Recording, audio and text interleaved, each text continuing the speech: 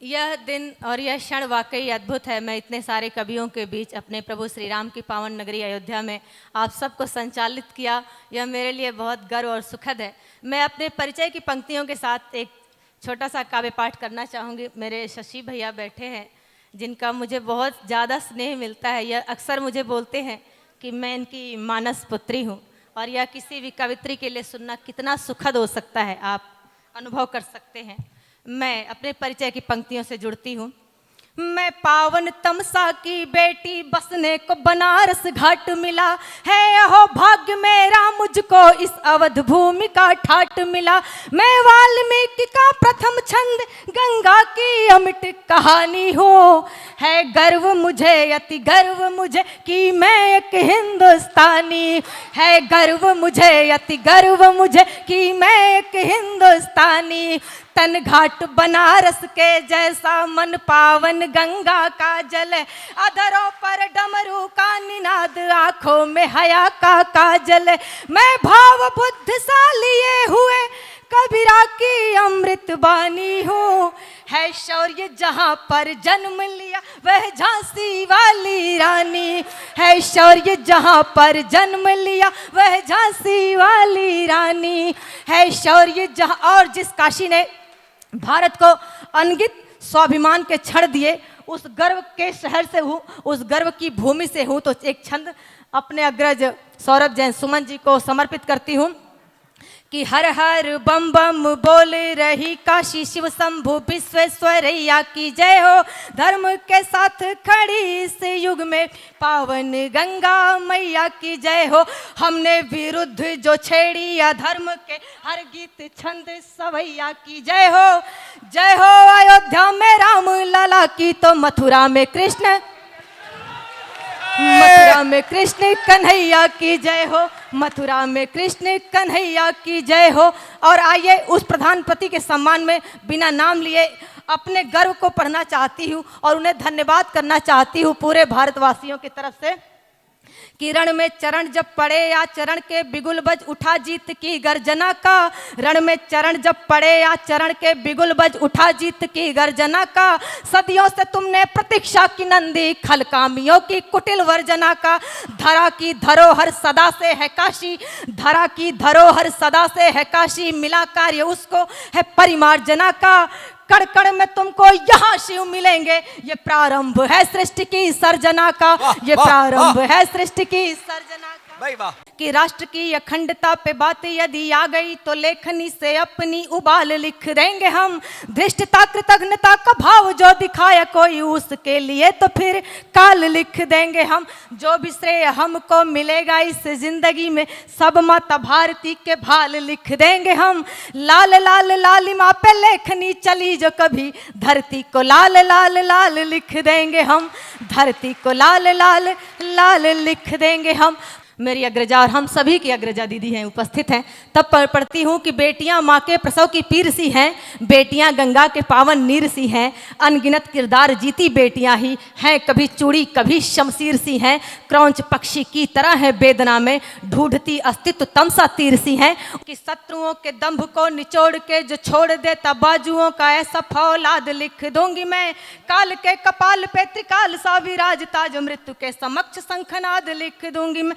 वक्ष पे जने उधारे, मुछ गर्व से संवारे, गर्जना से युक्त सिंहनाद लिख दूंगी मैं। भारती की आरती में खुद को चढ़ाने वाला, वीर चंद्रशेखर आजाद लिख दूंगी मैं। कि प्यारे भैया सौरभ की और मेरी राशि है कुंभ। एस वालों का साथ से जिनका भी नाम होता है, देखिए आज अध्यक्षता कर रहे हैं संतोषानंद दादा, राशि है कुंभ। सौरभ भैया ने आयोजन कराया, राशि है कुंभ। हमें कवि सम्मेलन में पढ़ने के लिए खड़ा होना पड़ा है, हम गीत सुनाने आए। सुफलता त्रिपाठी हमारी भी राशि है कुंभ, और ये कार्यक्रम भी है कवि कुंभ। वाह। आइए, 3S 3 सा और 3 दिवस का ये कवि सम्मेलन और संस्कृति विभाग और साहित्य अकेडमी के कुछ शब्द। मैं 4 4 8 बस 8 लाइनें मैंने यही लिखी हैं, मैं सुनाती हूँ भैया, देखिए। स्वागत है। कि प्यारे भैया सौरभ की और मेरी राशि है कुंभ। युग कवि जो अध्यक्ष आज, उनकी राशि भी कुंभ। प्यारे भैया सौरभ की और मेरी राशि है कुंभ। युग कवि जो अध्यक्ष आज, उनकी राशि भी कुंभ, और हीरे मोती काव्य के आप सब बैठे हुए हैं। आप सब कितने बड़े साहित्यकार हैं, हम लोगों को स्नेह दे रहे हैं, और छोटी बहनें बड़ी बहनें बैठी हैं मड़ियों जैसी। तो हीरे मोती काव्य के मड़ियाँ हैं अनमोल। देखिए चांदनी है, मानसी है, सब लोग बैठे हुए हैं, निशा है। देखिए कि प्यारे भैया सौरभ की और मेरी राशि है कुंभ, युग कवि जो अध्यक्ष आज, उनकी राशि भी कुंभ, हीरे मोती काव्य के मड़ियाँ भी अनमोल, संस्कृति संघ साहित्य का 3 दिवस कवि कुंभ।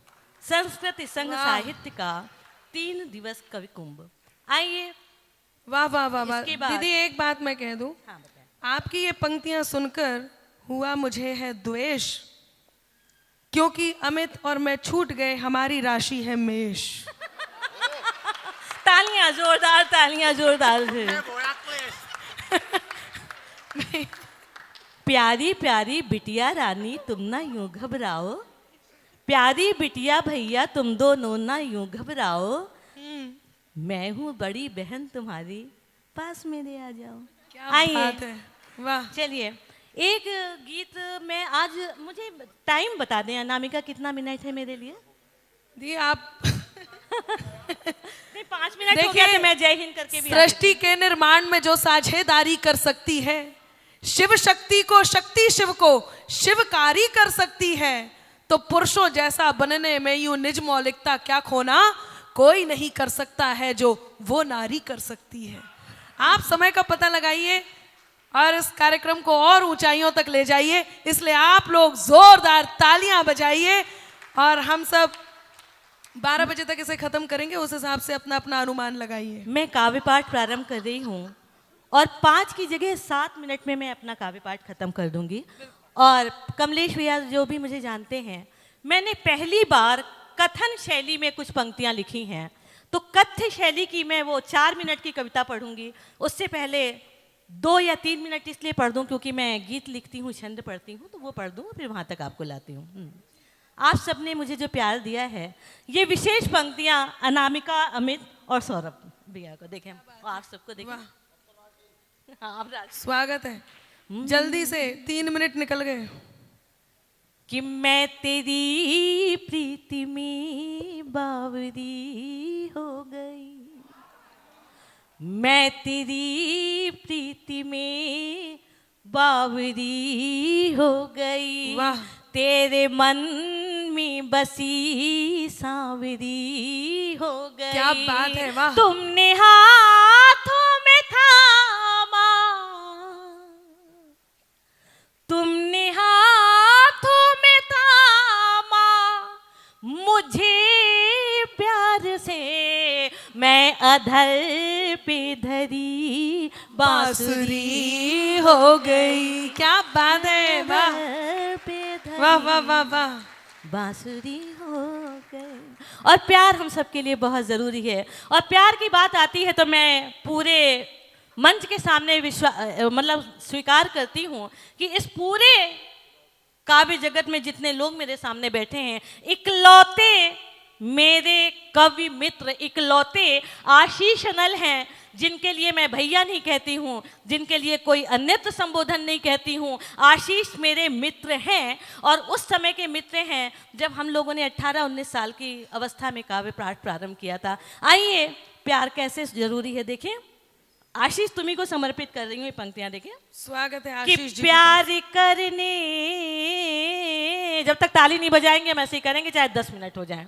बजा दो कि please। प्यार करने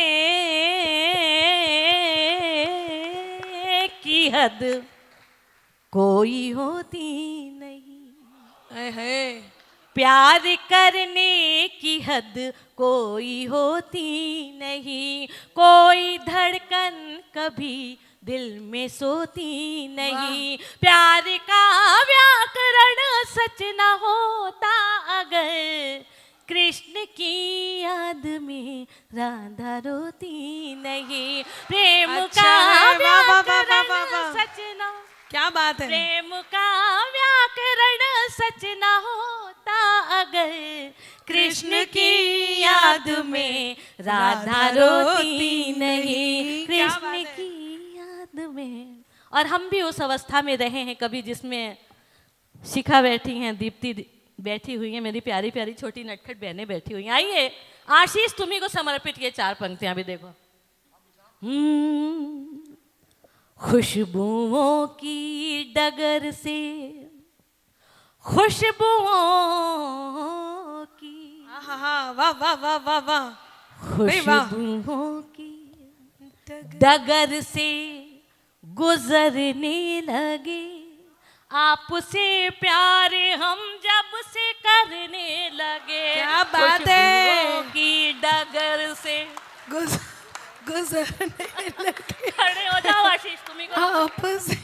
सुनो पंक्तियां देखिए कि खुशबुओं की डगर से गुजरने लगे, आपसे प्यार हम जब से करने लगे, हमने दर्पण ना देखा कभी कल तलक, आज छुप छुप के सजने संवरने लगे, खुशबुओं की डगर से गुजरने लगे। और आइए अब इसके बाद मैं एक विशेष गीत जो पढ़ना चाहती हूँ कथ्य शैली का, उसके लिए मैं 3 या 4 मिनट लूंगी। और वो गीत सिर्फ इसलिए है, मैं जो कलकत्ता की जो डॉक्टर बिटिया है वो अपनी माँ से बात कर रही है, वे मरी हुई डॉक्टर बिटिया अपनी माँ से क्या बात कर रही है, सीधे सीधे मरी हुई डॉक्टर बिटिया की अपनी मम्मी से बातचीत। पंक्तियां देखें। काश माँ, अभी तक तो बेटी पढ़ाओ कह रहे थे, बेटी बचाओ, लेकिन जब डॉक्टर बिटिया के साथ ऐसा होता है तो माँ बाप रो रहे हैं और वो डॉक्टर बेटी की आत्मा क्या कह रही है। पंक्तियां देखिए। अगर आप सब सुनना चाहते एक बार मुझे ताली बजा के मेरा उत्साह वर्धन कर दें, क्योंकि मैं तो नॉर्मल पढ़ रही हूँ, पता नहीं किसी को आक्रोश आ गया। ये पंक्तियां देखिए। काश माँ तुम मुझे जन्म से पहले ही मार देती, काश माँ तुम मुझे जन्म देने से पहले ही मार देती तो मुझे कुछ वहशी दरिंदों के हाथों से यूं तो न मरना पड़ता। काश माँ तुम मुझे जन्म से पहले ही मार देती तो मुझे कुछ वहशी दरिंदों के हाथों से यूं तो न मरना पड़ता। बचपन से अब तक कदम कदम पर इस दुनिया और दुनियादारी से कभी ना डरना पड़ता। माँ तुम अगर जन्म से पहले ही मुझे मार देती तो कम से कम मुझे यूं तो ना मरना पड़ता।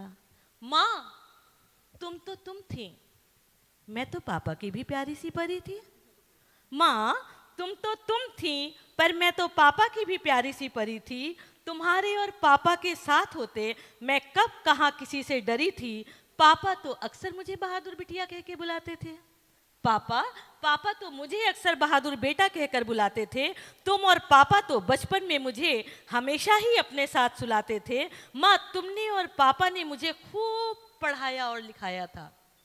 माँ तुमने और पापा ने मुझे खूब पढ़ाया और लिखाया था। बेटियां बेटों से कभी कम नहीं होती, ये भी तो तुम्ही ने बताया था।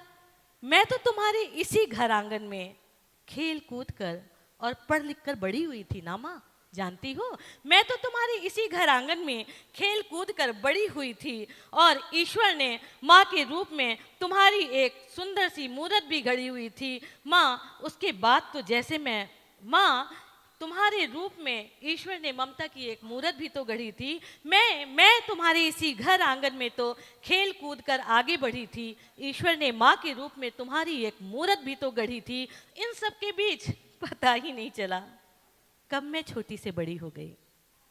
इन सब के बीच पता ही नहीं चला माँ कि तुम्हारी एक गुड़िया और पापा की बिटिया कब छोटी से बड़ी हो गई और एक दिन मैं तुम्हारी गुड़िया डॉक्टर बनकर अपने पैरों पर खड़ी हो गई। माँ इन सब के बीच पता ही नहीं चला कि मैं कब छोटी से बड़ी हो गई।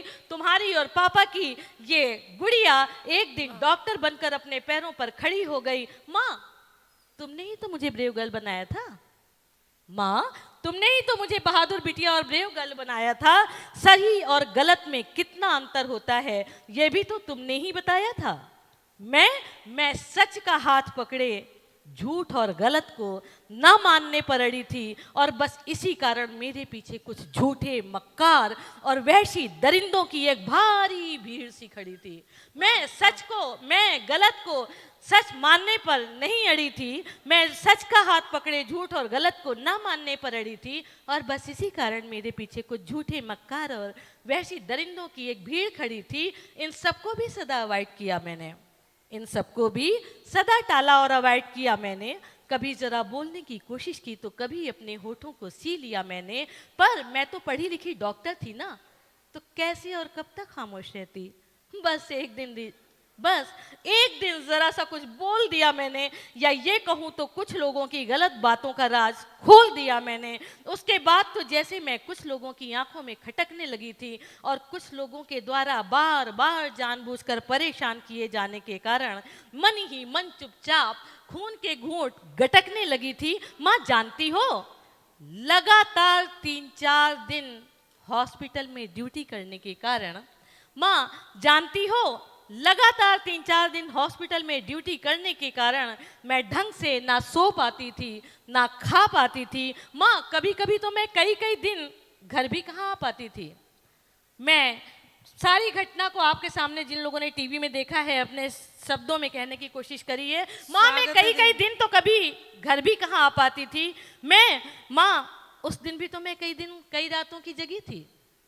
माँ उस दिन भी तो मैं कई रातों की जगी थी। तभी तो रात में तुमसे बात करने के बाद जैसे ही वार्ड का राउंड लगाकर बैठी तो अचानक पता नहीं कैसे मुझे एक हल्की सी झपकी लगी थी। मैं तो समझ ही नहीं पाई कि जाने कहाँ से आ गए कुछ लोग। माँ मैं तो समझ ही नहीं पाई, माँ जानती हो, मैं तो समझ ही नहीं पाई कि जाने कहाँ से आ गए कुछ लोग। कुछ चेहरे तो मेरे जाने पहचाने थे, मगर उनके साथ थे कुछ और भी अनजाने लोग। मुझे उस दिन उन सब ने मिलकर बहुत मारा और तड़पाया। माँ उस दिन मुझे उन सब ने मिलकर बहुत मारा और तड़पाया। मैंने चीख चीख कर तुम्हें और पापा को उस दिन बार बार बहुत बुलाया। उस दिन तुम्हारी और पापा की ये बहादुर बिटिया उन सब के आगे बहुत रोई और गिड़गिड़ाई। पर माँ उन लोगों ने मुझे इतना मारा, इतना मारा, इतना मारा कि तुम्हारी ये बहादुर बिटिया अपनी जान तक भी ना बचा पाई। तुम्हारी ये बहादुर बिटिया अपनी जान तक भी ना बचा पाई। बहुत बढ़िया। माँ अब मैं तुम्हें और पापा को रोते हुए तो देख रही हूँ। अंतिम पंक्तियां हैं कि माँ अब मैं तुम्हें और पापा को खूब रोते हुए देख तो रही हूँ, पर तुम्हारे आंसू पोंछने तुम्हारे पास मैं आ नहीं सकती। मैं अब दूसरी दुनिया में चैन से हूँ, लेकिन तुम्हारे हाथों का बनाया खाना खा नहीं सकती। तुम्हारे और पापा की जिन उंगलियों को पकड़कर चलना सीखा था ना, उन उंगलियों को पकड़कर अब मैं कहीं भी कभी भी आ और जा नहीं सकती। माँ जानती हो, मैं तो मर चुकी हूँ। माँ मैं तो इस दुनिया से जा चुकी हूँ, लेकिन आज भी अनगिनत बेटियां घुट घुट कर मर रही हैं। अपने घर से बाहर की बेरहम दुनिया की बातें अपने ही घर में अपनी ही माँ से बताने में डर रही हैं, क्योंकि कई बेटियां जानती हैं कि उनके माँ बाप ने उन्हें बड़े शौक, लाड़ और प्यार से पाला है। कुछ पिताओं ने तो बेटियों को नज़र ना लगे, बस इसीलिए अनगिनत सिक्के कभी नदियों तो कभी सागर में डाला है। माँ काश तुम जन्म से पहले ही मुझे मार देती तो मुझे यूं तो ना मरना पड़ता। काश माँ।